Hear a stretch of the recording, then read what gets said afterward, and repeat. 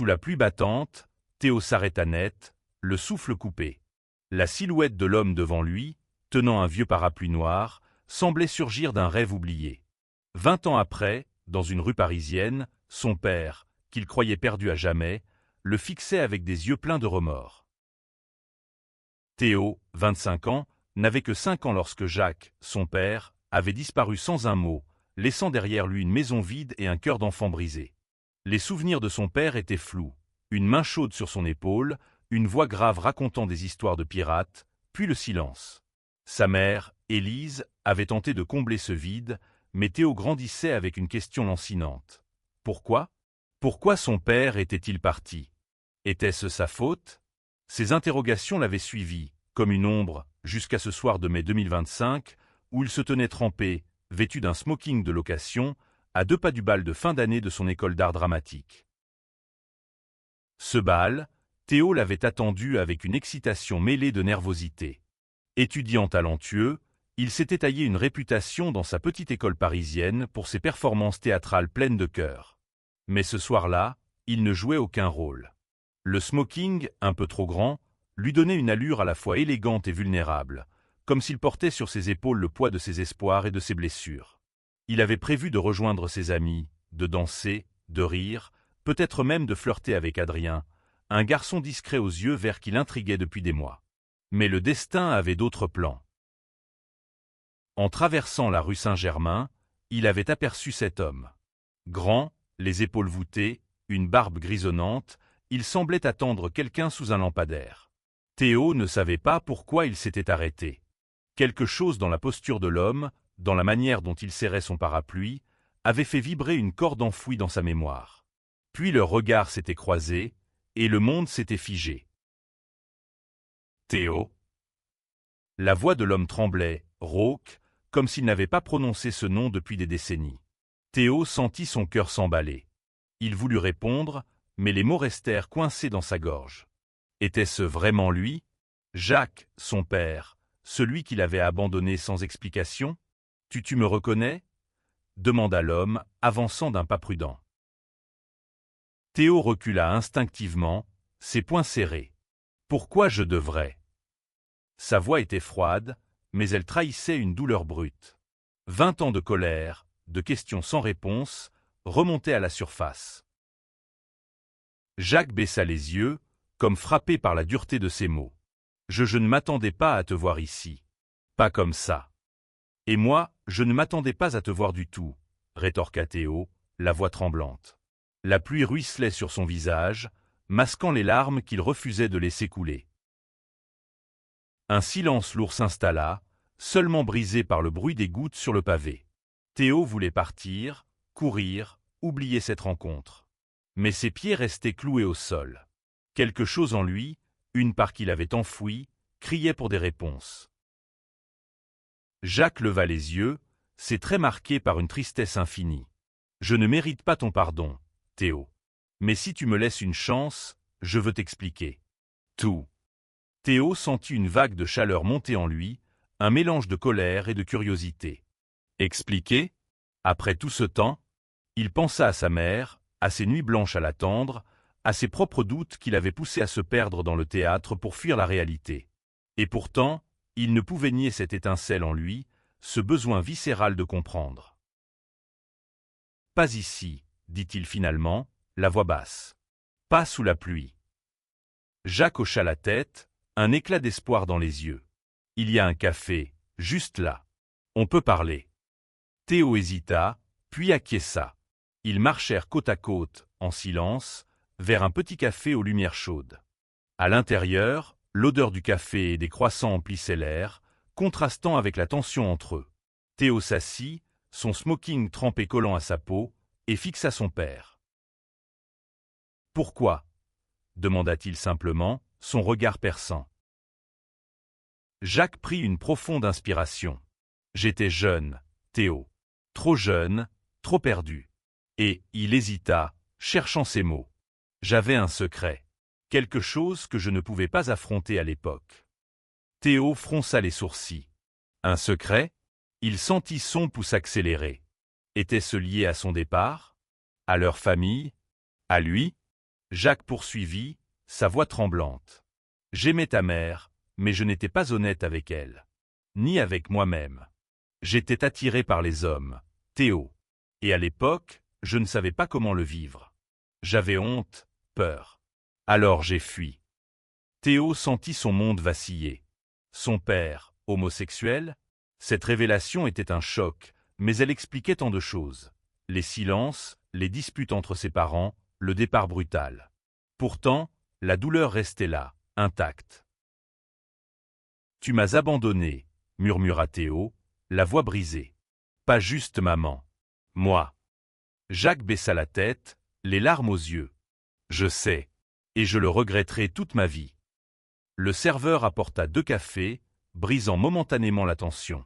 Théo serra sa tasse, cherchant à ancrer ses émotions.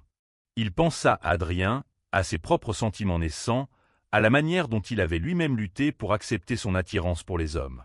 Était-ce une coïncidence cruelle que son père, l'homme qu'il avait blessé, partageait cette part de lui? « Comment tu m'as retrouvé ?» demanda Théo, changeant de sujet pour reprendre contenance. « Par hasard, » admit Jacques. « J'ai vu une affiche pour le bal de ton école. Ton nom était dessus, comme acteur principal. Je n'ai pas pu m'empêcher de venir. » Théo sentit une étrange chaleur dans sa poitrine. Son père l'avait cherché, d'une certaine manière. Mais cela suffisait-il?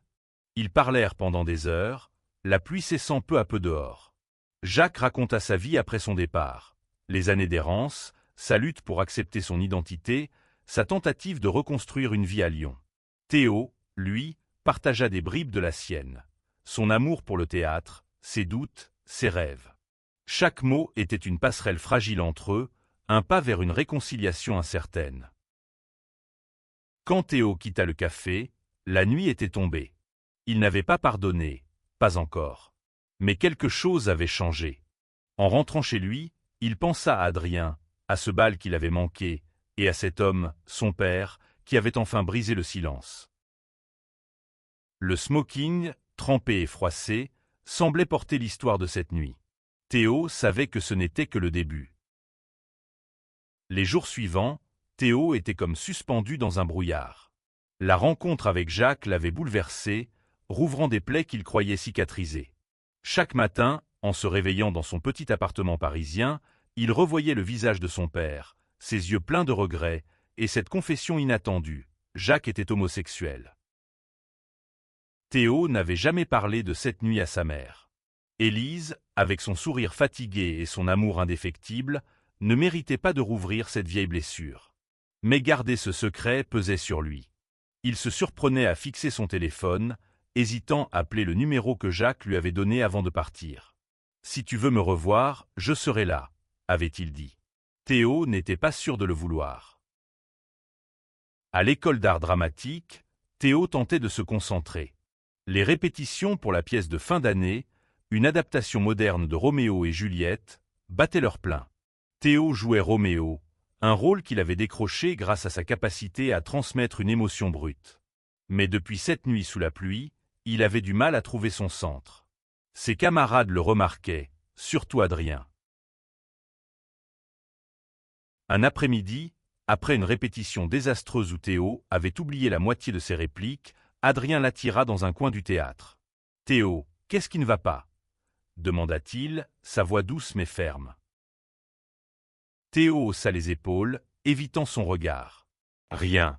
Juste une mauvaise journée. » Adrien croisa les bras, un sourire en coin. « Tu mens mal, pour un acteur. » Théo ne put s'empêcher de sourire, malgré lui.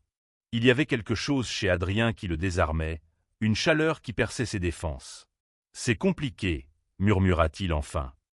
« Alors explique-moi. Je suis là. » Théo hésita, puis se lança.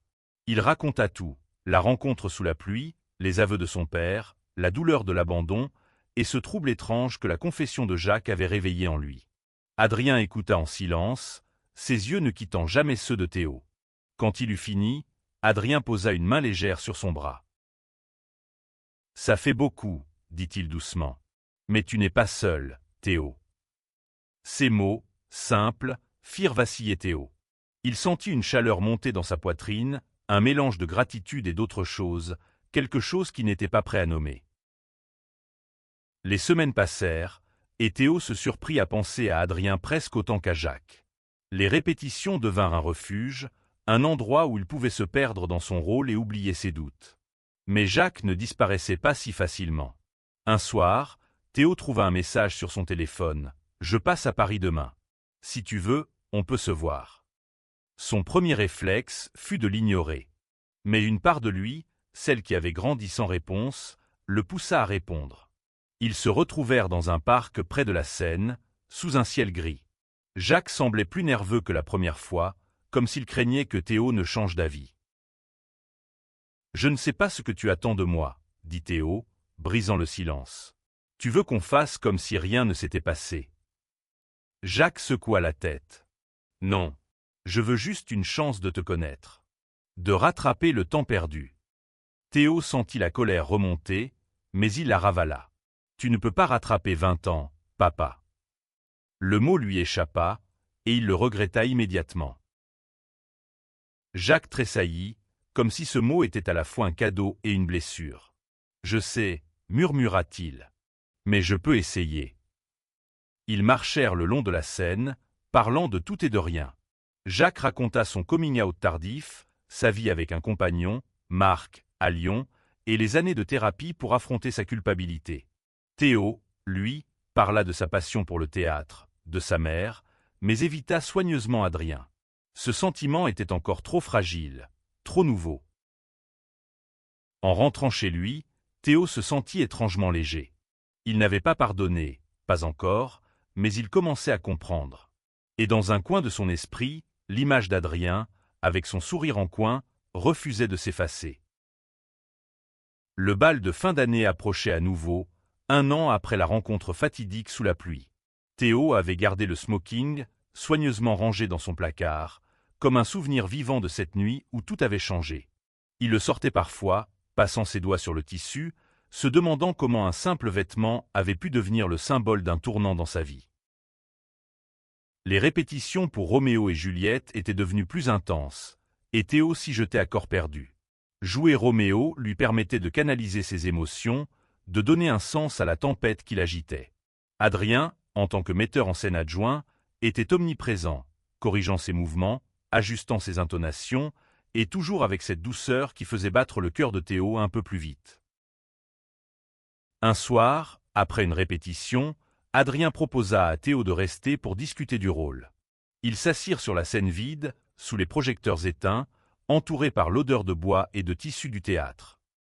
« Tu joues Roméo comme si tu portais tout le poids du monde, » dit Adrien, un sourcil levé. « C'est intense, mais c'est presque trop. » Théo rit, un peu mal à l'aise. « Peut-être que je mets trop de moi dedans. » Adrien le regarda, ses yeux verts scintillant dans la pénombre. « Alors, c'est quoi, ton poids à toi ?» Théo hésita. Il n'avait jamais parlé d'Adrien à Jacques, ni de Jacques à Adrien. Mais ce soir-là, sous le regard perçant d'Adrien, il sentit ses défenses s'effondrer. Il raconta tout, les rencontres avec son père, les révélations, les doutes. Et, sans savoir pourquoi, il ajouta « Et toi tu me troubles, Adrien ».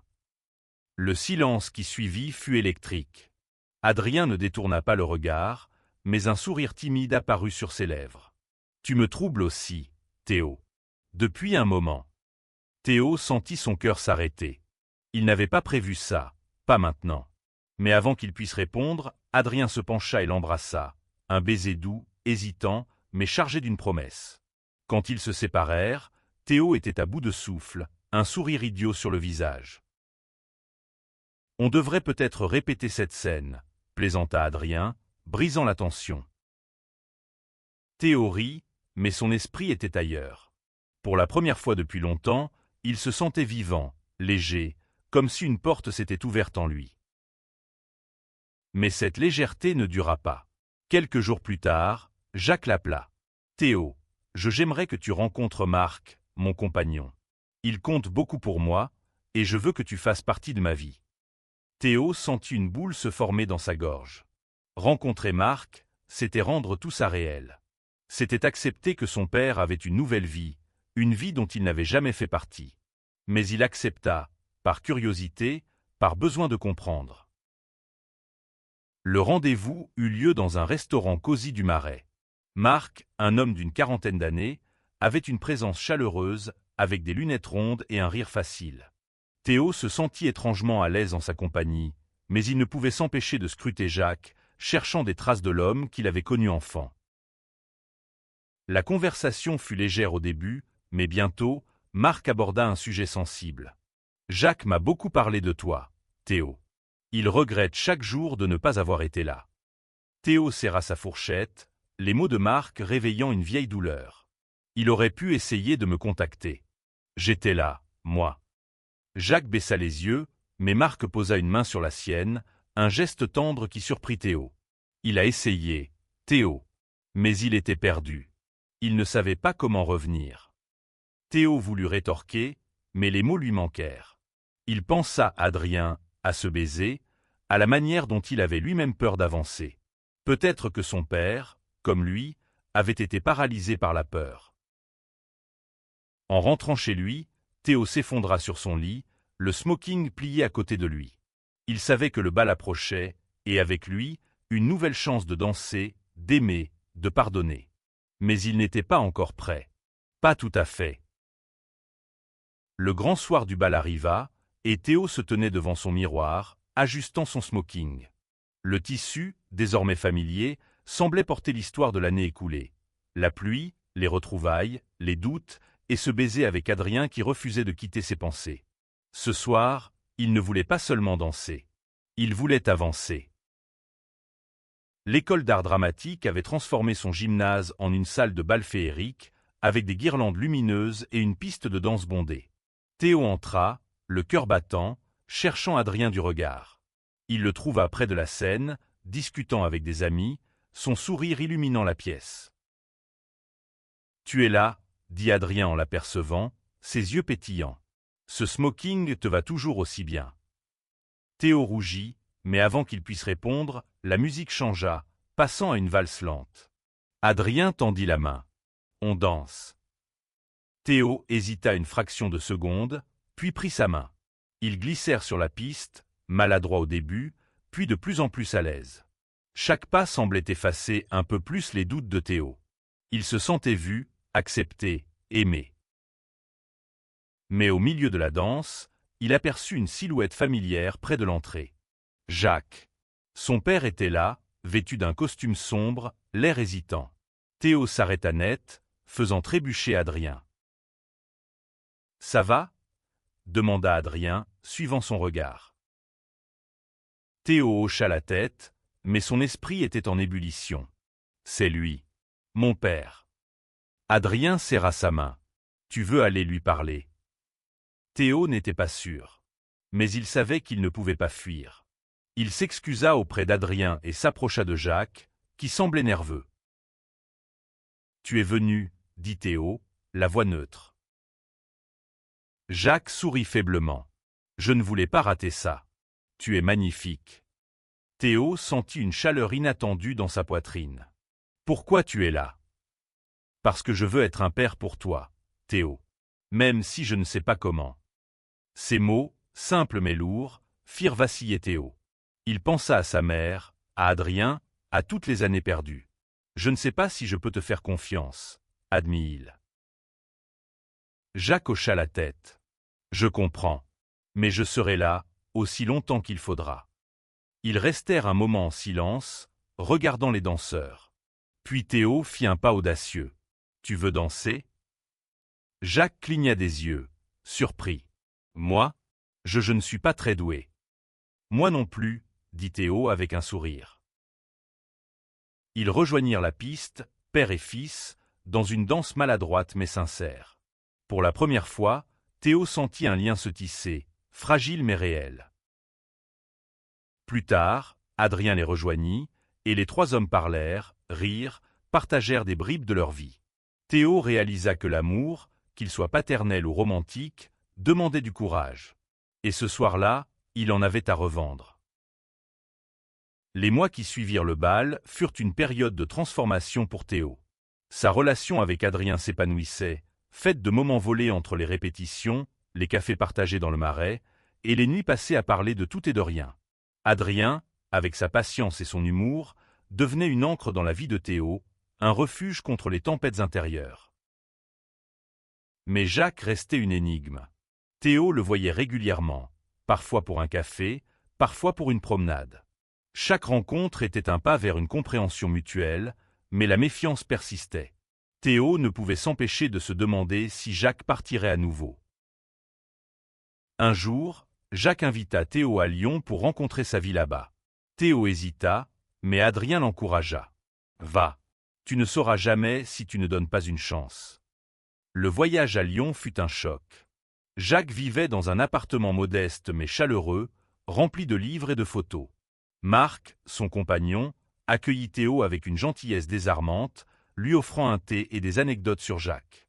Théo découvrit un autre côté de son père, un homme qui avait lutté, aimé et cherché à se reconstruire. Un soir, autour d'un dîner, Marc raconta comment Jacques parlait de Théo, même dans les moments les plus sombres. « Il gardait une photo de toi, » dit Marc. Un petit garçon avec un sourire immense. Il la sortait parfois, quand il pensait que je ne regardais pas. Théo sentit les larmes monter. Il se tourna vers Jacques. « Pourquoi tu n'es pas revenu plus tôt ?» Jacques baissa les yeux. « J'avais peur. Peur que tu me détestes. Peur de ne pas être à la hauteur. » Théo voulut répondre, mais les mots lui manquèrent. Il pensa à Adrien, à la manière dont l'amour demandait de surmonter la peur. Peut-être que Jacques, à sa manière, essayait. De retour à Paris, Théo raconta tout à Adrien. Ils s'assirent sur un banc près de Notre-Dame, regardant les lumières danser sur la Seine. « Je crois que je commence à lui pardonner, » murmura Théo. Adrien passa un bras autour de ses épaules. « Tu es plus fort que tu ne le penses. » Théo sourit, le cœur léger. Il savait que le chemin serait long, mais pour la première fois, il se sentait prêt à l'emprunter. L'hiver enveloppa Paris d'un manteau de givre, et Théo se surprit à attendre les appels de Jacques avec une impatience nouvelle. Il parlait de tout, du théâtre, de la vie à Lyon, des souvenirs d'enfance que Théo redécouvrait peu à peu. Jacques lui envoya même une vieille photo, prise lors d'un pique-nique à Fontainebleau. Théo, alors âgé de 4 ans, riait aux éclats, assis sur les épaules de son père. Cette photo devint un talisman. Théo la gardait sur sa table de nuit, un rappel que l'amour paternel, même brisé, pouvait être reconstruit. Mais il restait prudent. Chaque pas vers Jacques était un risque, une ouverture à une nouvelle blessure. Adrien, quant à lui, devenait une présence essentielle. Leur relation, désormais officielle, était un mélange de passion et de complicité. Ils passaient des soirées à regarder des vieux films, à discuter de leurs rêves, à planifier un avenir incertain mais plein d'espoir. Adrien, avec son calme, aidait Théo à naviguer dans ses émotions. Un jour, Jacques proposa à Théo de venir à Paris pour assister à la première de Roméo et Juliette. Théo hésita, puis accepta, à condition qu'Adrien soit là aussi. La soirée de la première fut un tourbillon d'émotions. Théo, dans son rôle de Roméo, livra une performance déchirante, puisant dans sa propre douleur et ses espoirs. À la fin, le public se leva, applaudissant à tout rompre. Théo chercha Jacques et Adrien dans la foule. Il les trouva côte à côte, applaudissant, les yeux brillants. Jacques s'approcha après le spectacle, un sourire fier sur le visage. « Tu étais incroyable, » dit-il, la voix tremblante. « Je suis tellement fier de toi. » Théo sentit une boule dans sa gorge. Pour la première fois, il ne ressentit pas de colère, seulement une chaleur douce. « Merci, papa. » Adrien, à ses côtés, serra sa main, un sourire complice aux lèvres. Ce soir-là, Théo comprit que l'amour, sous toutes ses formes, était un acte de courage. Le printemps 2026 apporta un vent de renouveau.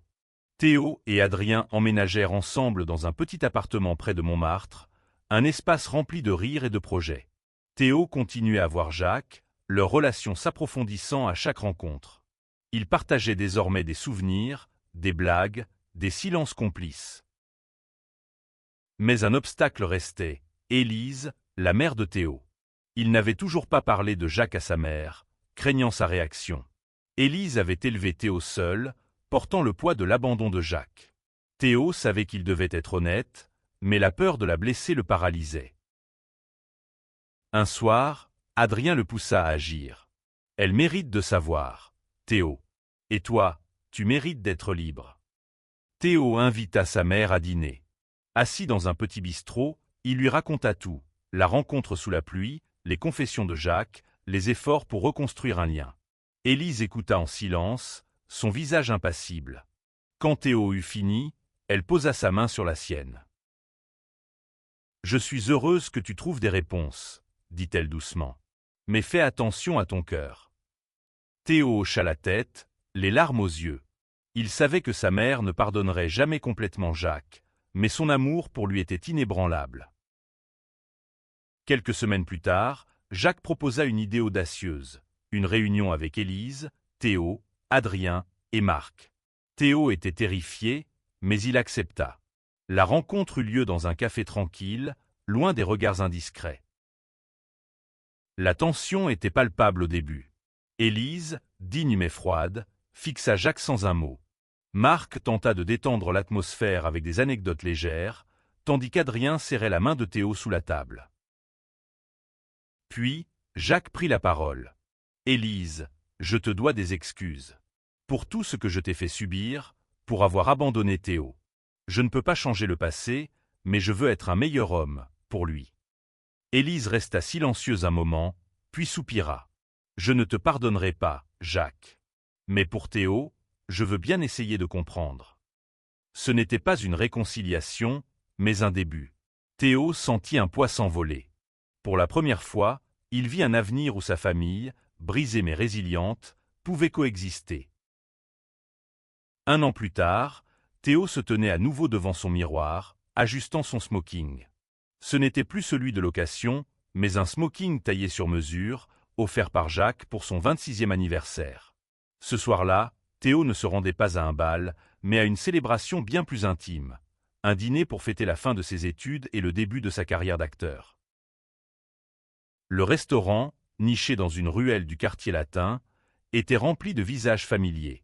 Adrien, rayonnant, tenait sa main. Élise, souriante, discutait avec Marc, qui avait apporté un gâteau fait maison. Jacques, un peu en retrait, observait la scène avec une fierté discrète. Théo prit la parole, un verre à la main. « Je veux vous remercier, vous tous, pour m'avoir soutenu, pour m'avoir appris ce que signifie aimer, pardonner et avancer. » Ses yeux se posèrent sur Jacques. « Papa, merci d'être revenu. Ce n'était pas facile, mais je suis content que tu sois là. » Jacques, les larmes aux yeux, hocha la tête. Élise, à ses côtés, lui adressa un sourire timide, un geste de paix fragile mais sincère. Plus tard, Théo et Adrien se promenèrent le long de la Seine, main dans la main. Le smoking de Théo, symbole d'une nuit qui avait tout changé, semblait briller sous les étoiles. « Tu penses qu'on peut vraiment tout surmonter ?» demanda Théo, la voix douce. Adrien sourit. « Avec du courage, oui. Et tu en as à revendre. » Théo rit, le cœur léger. Il avait trouvé l'amour sous toutes ses formes. L'amour romantique avec Adrien, l'amour paternel avec Jacques, l'amour inconditionnel de sa mère. Le chemin avait été long, semé de douleurs et de doutes, mais il avait mené ici, dans une nuit parisienne où tout semblait possible.